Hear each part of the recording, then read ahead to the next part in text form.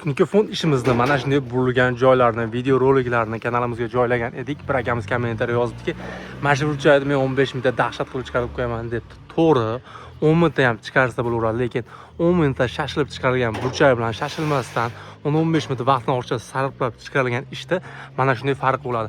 Mana shu burchakni sizlarga yaqindan ko'rsataman do'stlar.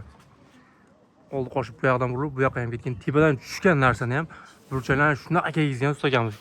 Ko'rib tursa ish nima deyapti do'stlar, o'zingizlar videoda yaqindan ko'rsatdim. Ko'rib, mana shu ishimizga bir dona like bosib ketish esdan chiqmasin. Ustagalarimiz mehnatini qadrlagan holda, mana ustagalarimiz pastdan tunikalar terib, endi tepada ishda yana boshlashyapti do'stlar.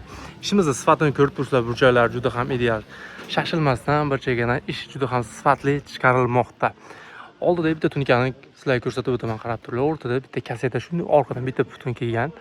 Hech qanaqa o'rtasida lenta, penta tushirilmagan. Ikki yonboshi ham peshana ko'tarib, oldiga ko'tarilgan.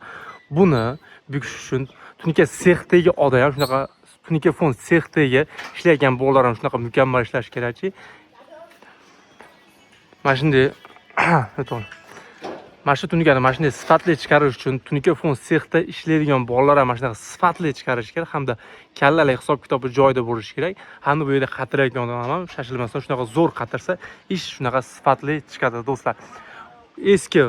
Eski payti bor, bu joyimizda hech qanaqa mana bunday chiqqan cherdagi yo'q edi. Eski u temirdan yasalgan, oldida qo'yilgan mana shunday argali joyi bor. Uni olib tashlab mana shunday cherdali qilindi. Ish juda sifatli chiqish uchun ko'rib turibsizlar, ish juda ham sifatli bo'lib chiqmoqda. Hali 100% o'z yakuniga yetgani yo'q do'stlar. Sizlarga mana shunday tunika fonga oid maslahatlar, ya'ni tunika fond qanday qatiriladi, burchaklar qanday chiqariladi, shunaqa ma'lumotlar kerak bo'lsa, albatta Erkin tunika fond kanaliga obuna bo'lib, kommentariyada ishimiz haqida qisqacha ma'lumotlar kerak bo'lsa, bemalol yozib ketsanglar, ha bu kommentariyadan o'qib обязательно shu haqida videolar qilishga harakat qilamiz do'stlar. Ko'p do'stlarimiz uyini tunika fond qildirmoqchi bo'ladi. Mana shunday sifatli ishlar kerak bo'lsa, albatta Erkin tunika fondga murojaat qiling. Bizda ko'p yillik stajiga ega bo'lgan tunika fond ustalari o'z ish faoliyatini olib boradi do'stlar.